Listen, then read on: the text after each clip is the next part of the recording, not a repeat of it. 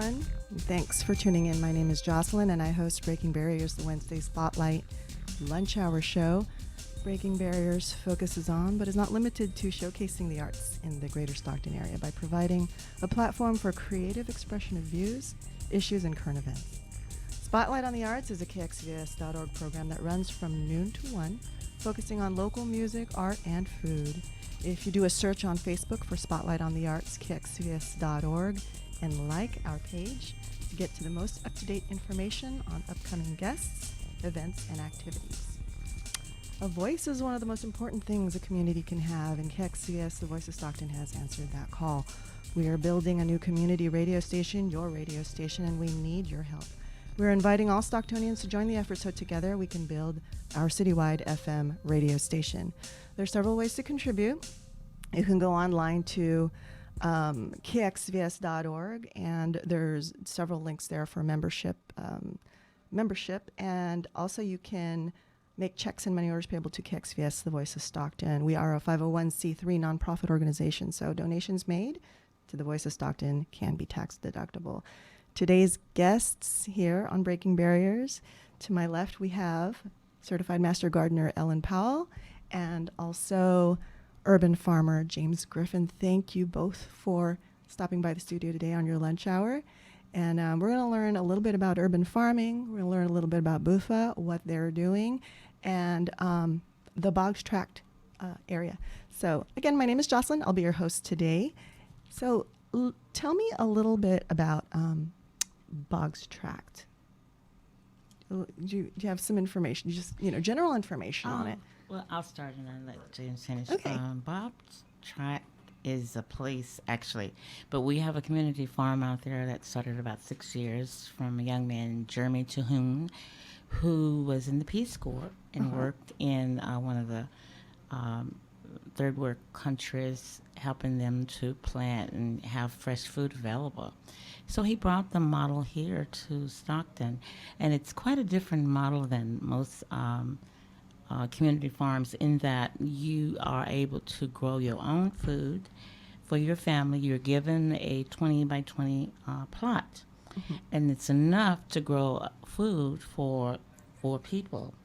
So you rent that out, and it's a family. It's a family atmosphere, and so the whole idea was that even though the big problem that we have with food desert is getting food to people. It's a distribution problem.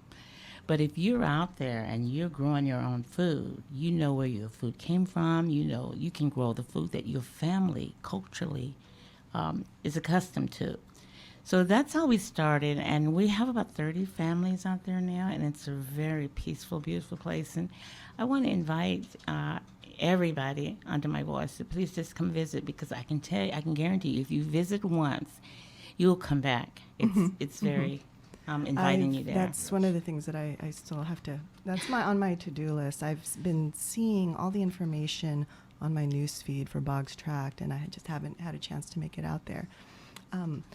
I actually went through the Master Gardeners program in 2015, and I work on the, the publication called Garden Notes? Yes, I do. Yeah, I work with the writers for that publication, and I put together the newsletter. Yes. So wonderful people to be that involved with. That newsletter was first place. It had got an award.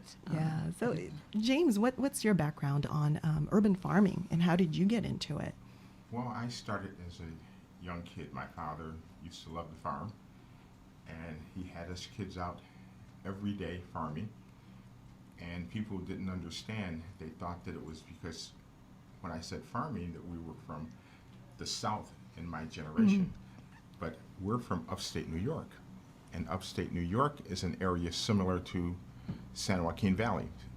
So we grew the same type of produce that they do here, except our growing season is not as long.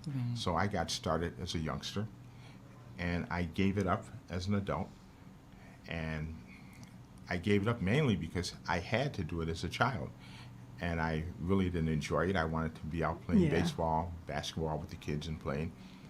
And several years ago, Ellen invited me out to Boggs Track, and I said, okay, I'll come out. But I Yeah. put it off for a couple years, and she finally got me to come out. And once I started, I got back into the swing of it, Yeah. and I really enjoy doing it. It's been game busting. Yeah. I bet, I've seen a lot of your creations from the bounty that you've pulled from the farm. And that's what prompted me to say, wait a minute, it's not just the things that he's creating in the kitchen here. Let's take it several steps back, take it way back, to the farm and see what's going on there. That's where you pull all of this good stuff. What are your main bounty? You've got squash, you've got, let's see, beans. Beans, okra. Okra. I love okra. Well, this year I've got. You're not a fan of okra? No, I love okra. Okay, But- okay. But she's laughing because this year I have 40 tomato plants, Oh, tomato. Okay. and I've got All 6 types. different varieties of Okay. heirloom tomatoes. Wow. So everyone says, well, what are you going to do with so many tomatoes? Well, I'm going to eat them. I'm going to cook them. I'm going to can them. I'll give some away. Freeze them, I'll yeah. sell some at the farmer's market. There you go. There So- you go. Tomatoes are my favorite fruit to grow. as Salsa. well. I'm Yes, thinking salsa. But see, Yes. the great thing about it, it's all organic. Yeah. Yeah. We don't use any pesticides, Right. no chemicals. So everything that we grow out at Boggs Track, it's organic. There's no GMOs. That is So you know exactly really important this day and age what too. you're Yeah. growing, where it comes from, the compost that we use, it's all organic compost. Mm-hmm. And everything that you put in the ground, it grows. Mm-hmm. And Ellen is a firm believer. She got on me last year. I was watering. When I do it, I put a lot of certain things in. Last year I had a garden full of watermelons, yellow and orange watermelons. And she said, why are you watering twice a day? I said, because it's hot. She said, once a day. This is God's good earth. And the earth will produce what it needs to produce.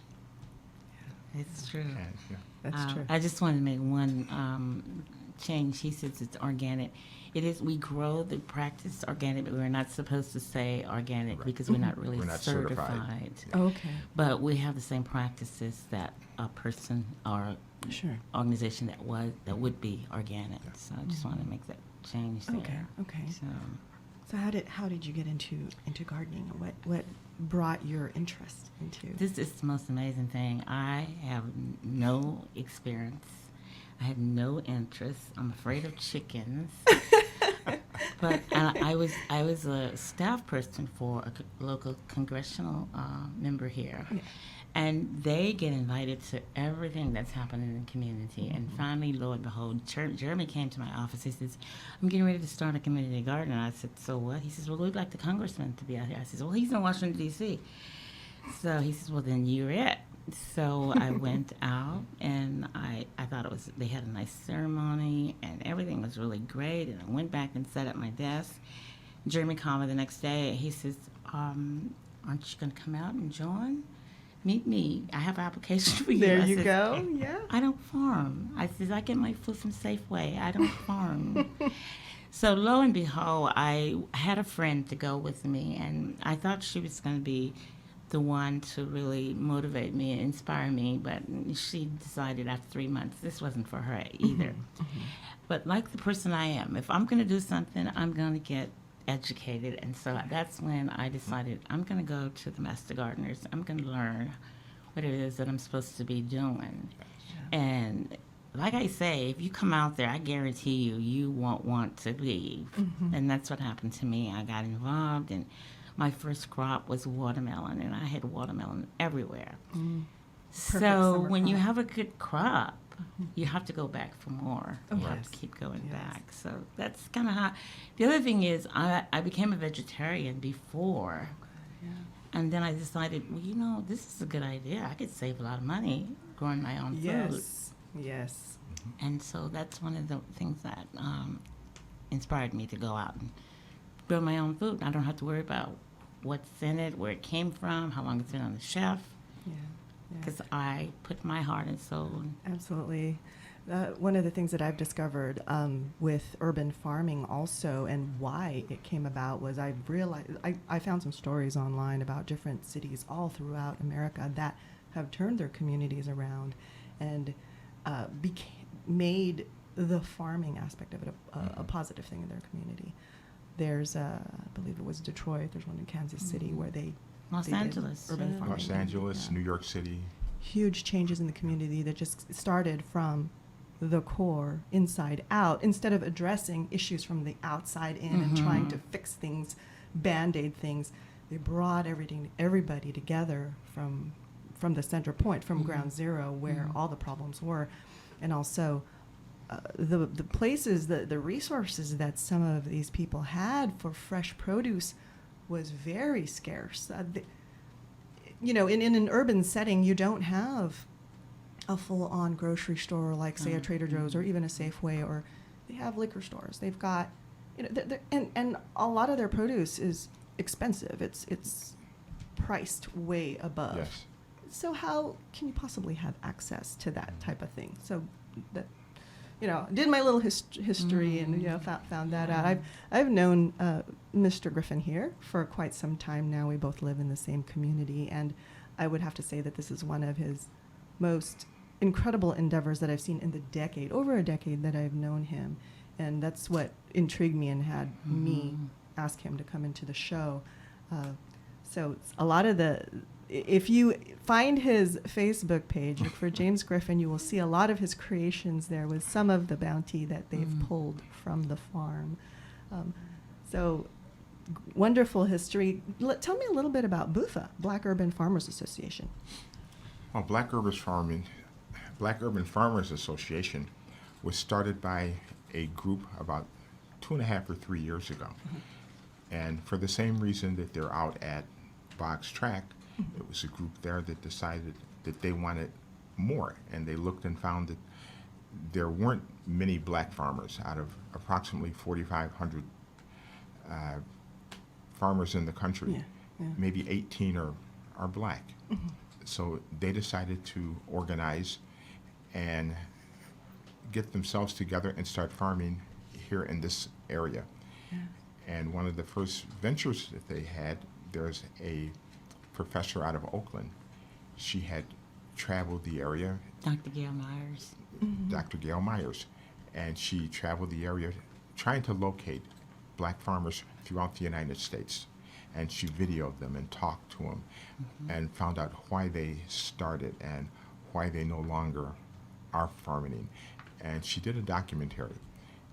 And she was brought here to Stockton, and we honored the black farmers in this area, from Fresno to Sacramento. We had a gathering, and we gave them plaques, and we honored them for being black farmers. That's so important in this area. Because I can honestly say that some of the youth of the youth don't know what resources they have. They don't know what's available out there, or if they're even interested in something, they don't know who to approach. They don't know who to go to, like, wow, this is really cool, farming. Yeah. I never think about that. As one of the founders of the Black Urban Farmers Association, I just want to say that we are not, there's a lot of problems out there. We know that we can't solve all the problems with the food desert, but we want to be an option. We want to help solve the problem. We can't do it, no one person. But if you farm, you're giving people, more options, even more food that's different. We have different food that's more to the Southern cuisine and the African American cuisine. That's how we started out. But we just another option like everybody else, and hopefully everybody will see an opportunity where they can just be another option, because good food is directly associated with good health. You know that.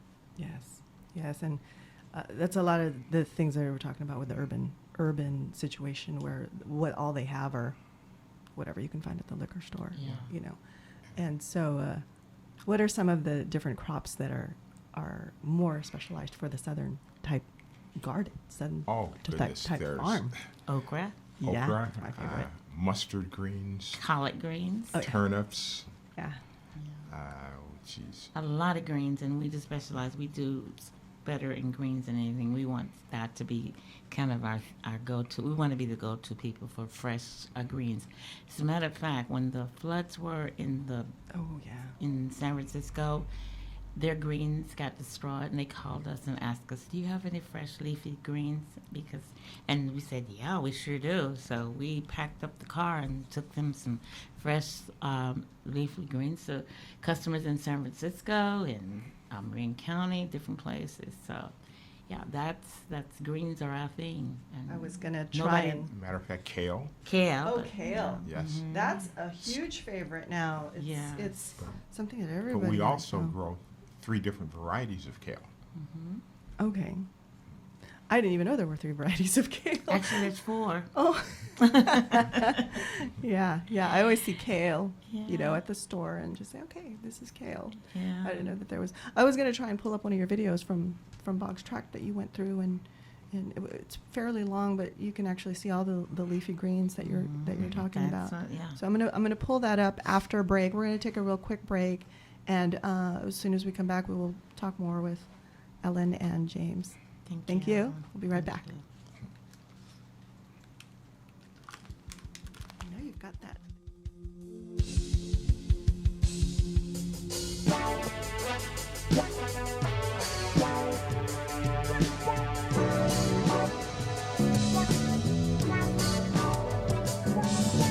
Falling from the sky, well, I don't even know why I pulled the cord to free me from this height. After all alone, the sky is my home. Free falling through the sky. Free me from this gravity. Free me from all the fetters. Free me from this gravity. Free me from all the fetters. Gravity's the only thing that holds me down. Down by the river, free me from this gravity. Pull the cord and open the shoe. Wind fast as speed as light, slowing down to a kaleidoscope's nice sound. Sky my home when I touch the ground. Never mind how I seem to stumble and fall.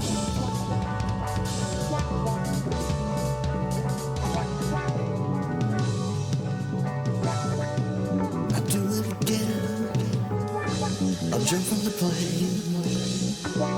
Feel the wind, as fast as light, slowing down to a kaleidoscope sound.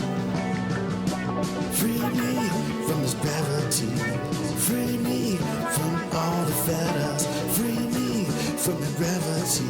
The gravity is when I touch the ground. Free me from all the fetters, free me from the gravity. Free me from all the fetters of gravity when I touch the ground.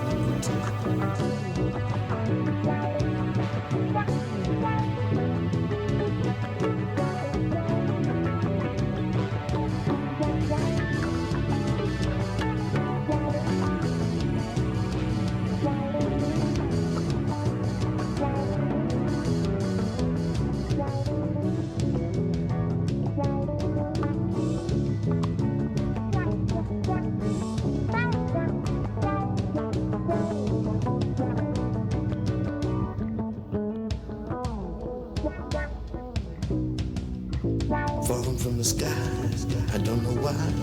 I pull the cord to free me from this height. All alone, the sky is my home. Free falling through the sky. Free me from the fetters. Free me from the fetters. Free me from this gravity. Free me from all the fetters. Free me from the fetters. Free me from all this gravity. Free me from all the fetters.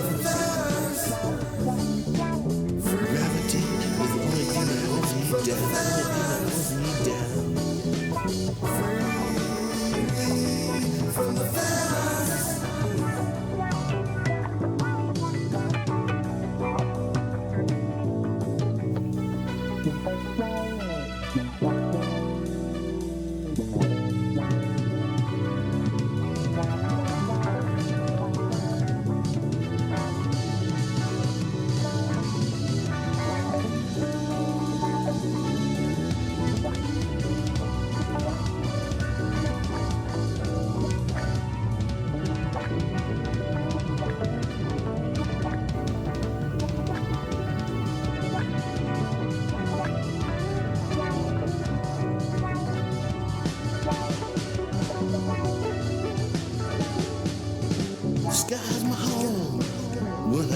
the ground. Never mind how I seem to stumble and fall.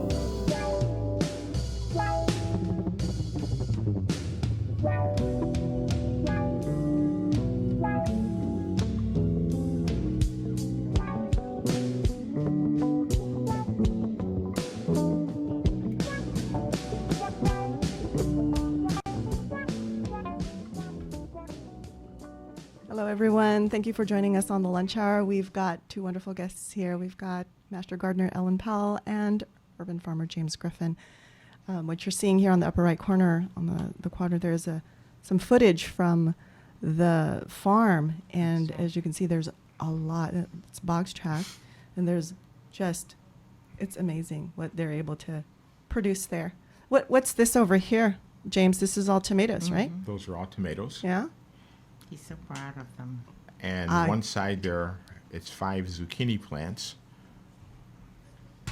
that have produced about 50 or so zucchinis already.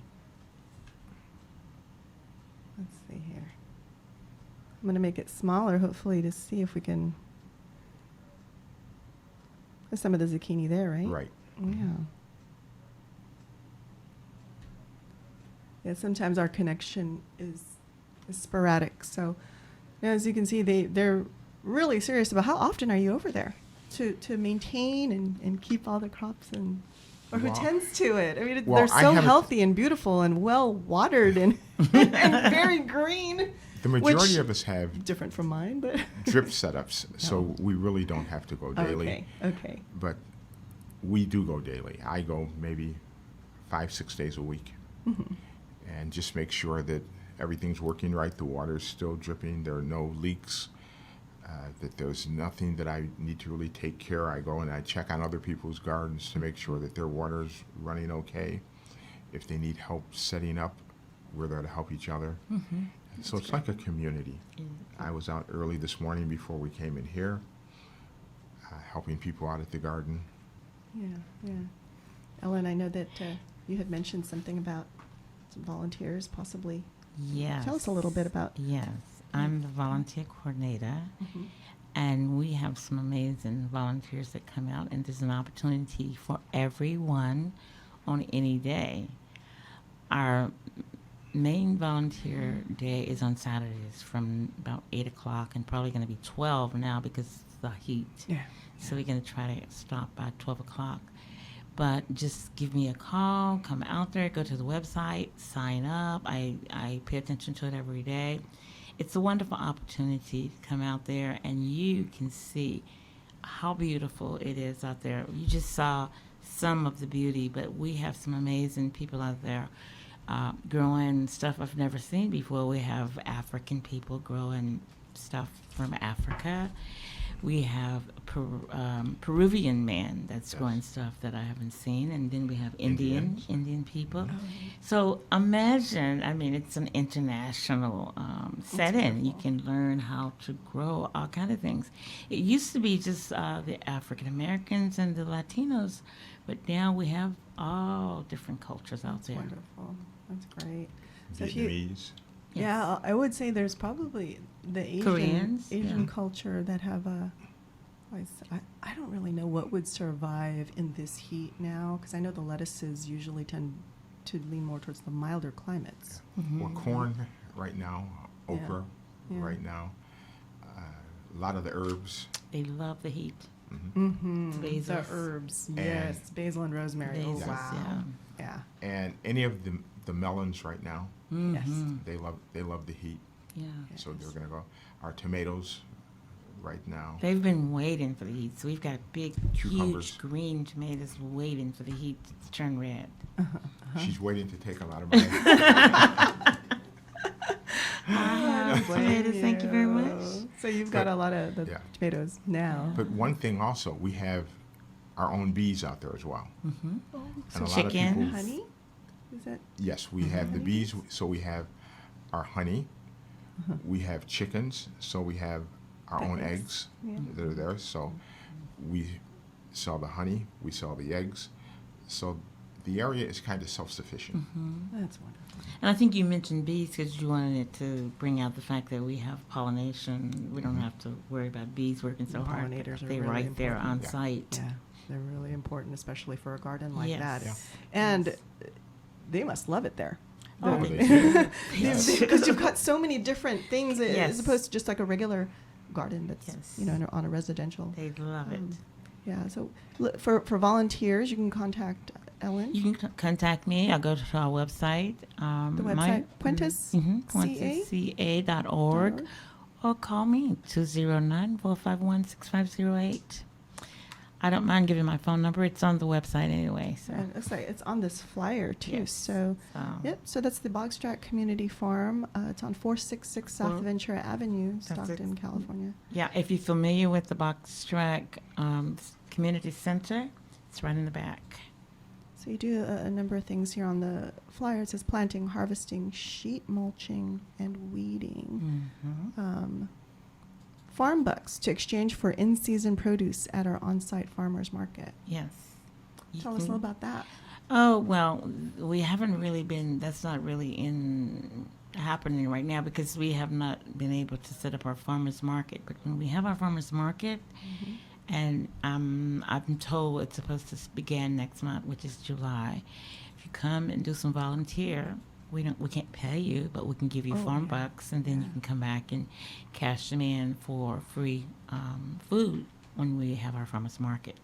That's So, wonderful. yeah, that's a good I thing. do have some questions from people that I've pulled in the community. One of them is, what were some of the challenges with the garden? Were there any, for example, were there pests that would kind of halt or even Yeah. slow down some of the There's the all growth? kind of Yeah. challenges when you Yeah. farming, and When you Yeah. first start. when we And first started, the how'd you big overcome it? pest, the Mhm. big pest was people coming in. you Oh, know, people okay. taking things, breaking in, and taking things. The big pest, not the little pest. I would say that is a huge pest. Yeah, it was a really big problem. We had Oh. 2 goats out there that disappeared, and we have chickens that disappear every now and then. We're not set up. I mean, we're set up better now, and we don't have those occurrences. But that's one of the biggest challenge. The other challenge is that water. I don't think we get a break from California water from Stockton. Is it California water? We don't get a break, so we have to really be vigilant on the water. Right. And we are. We use the slow drip tape, and that's that's conserving water quite a Yeah. bit. But we also had to worry about the grass. We had a lot of Bermuda grass. Yes. And I did a lot of research, and people found out that you can dig 3 feet deep under the ground to get rid of the roots of Bermuda grass. It'll Cover still- them up, and 3 years later come back, They're it's- horrible little pests. it's still yeah. there. Yeah. So that's one of the big challenges right now. Very big, It's yeah. the Bermuda grass. So we're constantly pulling Bermuda grass out.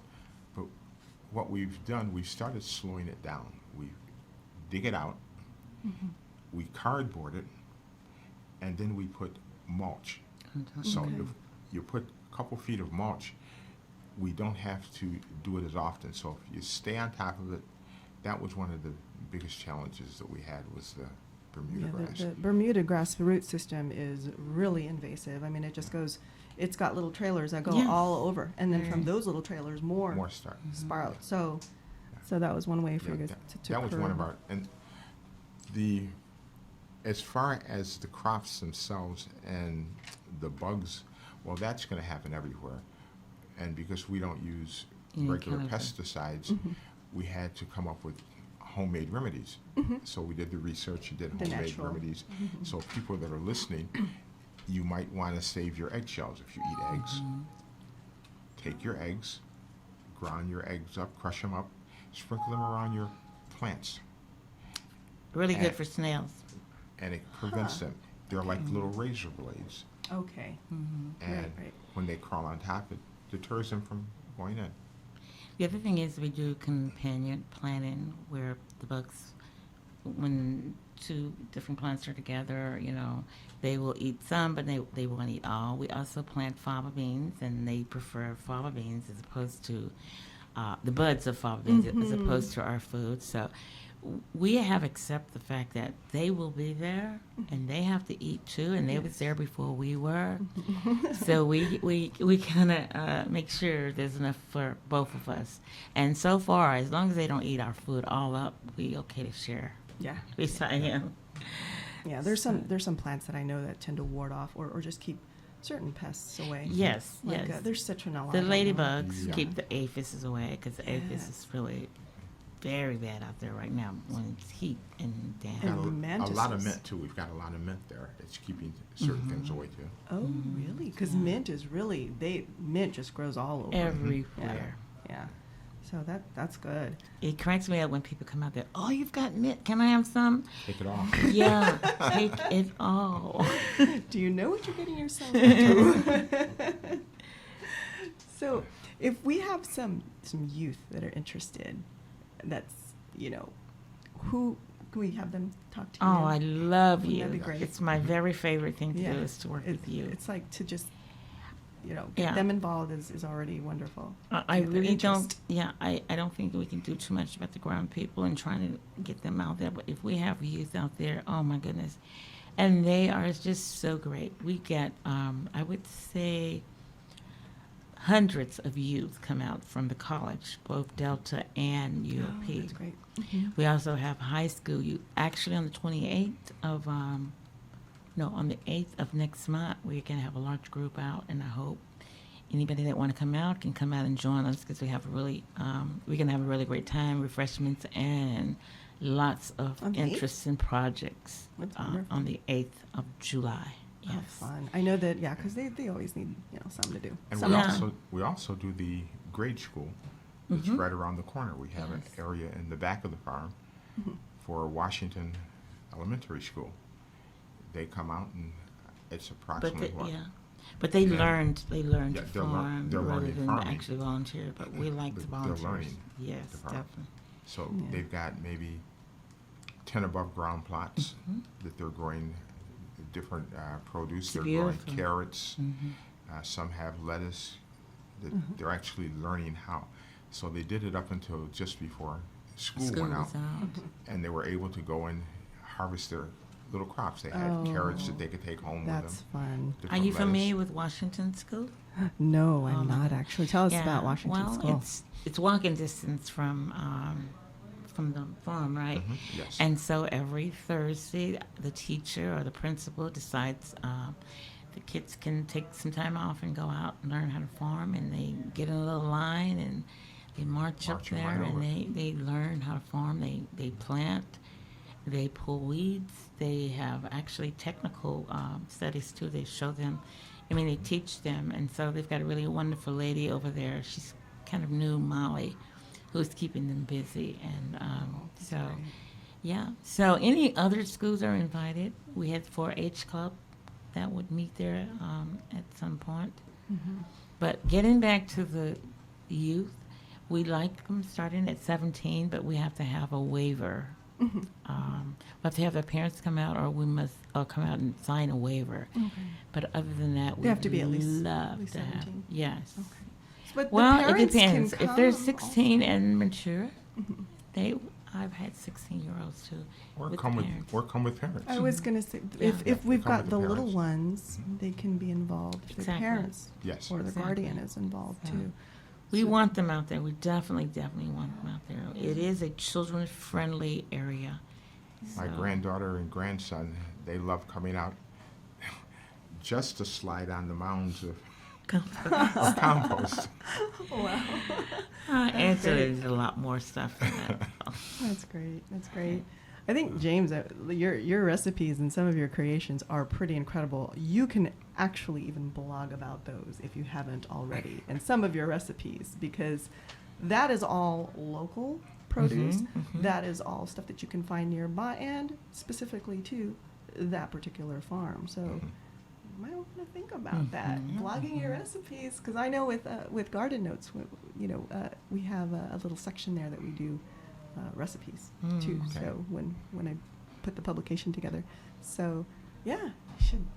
Some of that There you stuff is go. amazing. You know what? Actually, I should pull that up right now. Let's take a look at some of James's creations, because I don't think he realizes how awesome some of this stuff is. Look at that.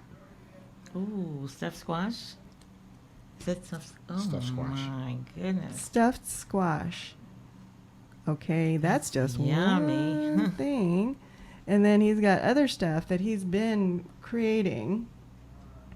And that's the thing. Like I said, it's just a wonderful way The to. spaghetti squash? Yeah, that's spaghetti squash. This one's spaghetti squash. Oh, these are spaghetti squash here, but Those- this one is.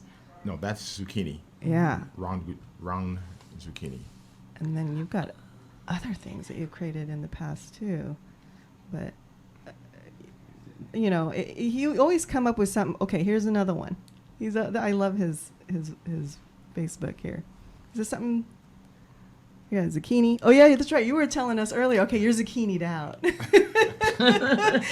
But he's actually taken the time to freeze some of the zucchini, and he's put them away Mm-hmm. to store. And there's some pictures from the farm also. Ellen, you were saying that you're also into preserving food. Yes, Oh. yes. I don't like to leave. I leave no food behind. Yeah. I took the class, and my mom. Now that's something that my mother used to do, but I never paid any attention to it. We never talked about botulism, which is the scary thing that people talk about when they're canning. But I went and got certified to do that, and so now if I have too many tomatoes, I make A tomato sauce, paste. tomato paste. You can Yeah. use that for later on. salsa sauce, and you can just can the tomatoes, and so No. in the Go ahead. in the wintertime you've got fresh tomatoes in a jar that you grew yourself. So we do lots of jams and jelly, and my favorite thing is peachy barbecue sauce. That We sounds use teachers. Sweet. That sounds good. Yeah. We've got spaghetti squash here. Yes. Love spaghetti squash. You can do so much with that too. James, you're so creative. What are we going to do with you? I don't Telling know. you. You're What gonna have are to we have gonna do with you, Jen? Okay, we're going to take a quick break, and then when we come back, we're going to talk about some future plans for Black urban farmers, the Boggs Track community, and we'll see other ways of getting involved in this farming community. All right, see you in a little bit.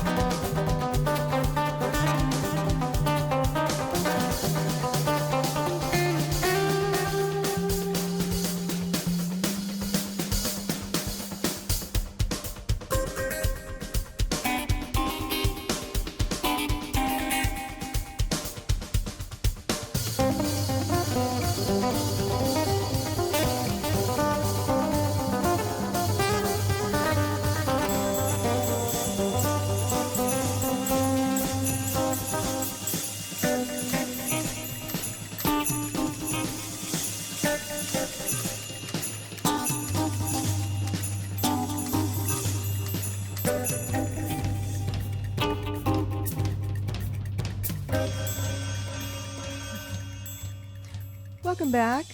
I'm Jocelyn, your host here at Breaking Barriers. And today's guest is urban farmer James Griffin and master gardener Ellen Powell. Thank you for stopping by today. We've been talking about Glad to be here. different things that's been going on in Boggs Track and also the community. And let's see what else is going to be happening in the near future. You know, Ellen had mentioned earlier about July 8th that the farm will be open to the public and inviting everybody to check it out. Mm-hmm. Is that the event? Does it take place in the morning or in the afternoon? Regular volunteer hours, which is around 8:30 till about 12, just before it gets hot, too hot. Yeah, it's going to get pretty warm. I mean, in a couple days, it's going to be 100 already here. So. Yeah. I also wanted to say, if you come out, you'll see there's some work in process. We've got a shed, place where we can, with solar panels on them, where you can cool, so it's not altogether hot. And there's big plans. We're going to have a living room, a kitchen out there. People who want to come to cooking classes or present cooking classes will have an opportunity to come out there. And so we're planning a lot of stuff, and it's slowly but surely, but I want people to come out, check it out, and then come back later and see the difference, because that's what happens. But it's going to be a real living room out there, and we're going to have movies, campouts. Fun. That is going We to be have so a pizza much fun. oven also. Pizza oven, tell Oh, 'em. like the Yeah. the stones, Yes, stone yes. style. Oh, that's Yes, going to we be. have an old style. Now, tell us about that. What do you plan on doing with that? I mean, it's just like, can we actually make the pizza there? You and can dough actually and- make it, put it in, Mm-hmm. And and take toppings yeah. from your garden. Okay. Yeah. Basil, all the different All kinds of veggie herbs, pizza. tomatoes. I was looking for a schedule here, but I can't find it.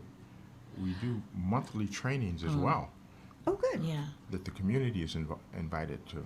yeah. Okay. And we do that because a lot of people say, I don't know how to farm, I don't want to farm. There's no excuse. We've got classes from Vegetables 101, Gardening 101, to how to take care of chickens, how to take care of bees, Pruning and your how trees. to take care of your soil, which is most important than anything, is having good soil and keeping good soil. Pruning. So we have a class every single month, 12 classes a year, Oh, wow. Okay. free to the public. I think the one that I'm most interested in is the chickens, because I've always wanted to have fresh eggs, but I know they're a lot of work. There is. Right? I know they're a lot of work, and I don't know if my backyard can handle it. We need So- a volunteer for our chickens. Oh, Would you like to come volunteer? I would definitely check it out. Yes, I'm gonna learn my lesson that way. Yes. We need someone. It's the best way to learn stuff Yeah. if you volunteer, Yeah. right? Yeah. So, how often do they produce the eggs? Daily. Daily, and how many? One Well, egg. We have approximately 120 chickens. Whoa. So we get Okay. So one it a does- day. Yeah. So during this time of year, we'll probably get 120 a day. That's a lot of Whoa, eggs. That's a Yeah. lot of Yes. eggs. Yes. Yeah. Okay. So are you able to take some of that home and work? Well, Use that. it's part of the revenue that we have, so we have to sell those. Okay. And we have another program called CSA, which is Community Supported Agriculture, where people buy shares of the farm and they can get whatever Oh, okay. seasonal fruits Okay. are growing for a small price. They can and have them. Used to deliver them to the house, but we deliver them in a really convenient place for them to pick up. And usually Matter that of has fact, right about across the street at Greens, yeah. at Greens. Oh, okay, okay. And that box usually has about 8 to 9 8 or 9 items. unique items. Whatever's in season, we can't say you can't have options to order what you want, but whatever is growing, and that's your way of saying I support the farmers. I support local food, and by becoming a CSA member, Like you today can they also might- do that online as well. Yeah, today they had carrots. They had yellow chard. I noticed there were plums. Oh, plums. Yeah.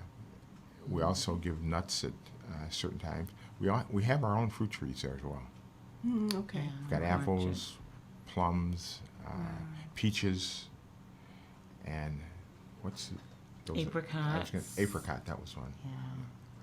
My favorite, the peaches, though. We have figs, too. I have figs, actually, and then there's a fig tree outside. Grapes. I've got a question from someone who's asking, for a beginner like myself, what would be the easiest and prettiest thing for me to plant, especially in the valley, because the soil that we have here? Is the valley soil different from, Bay Area soil? Almost also have to have some kind of amendment to it. We have the compost, so it's like the most perfect, ultimate.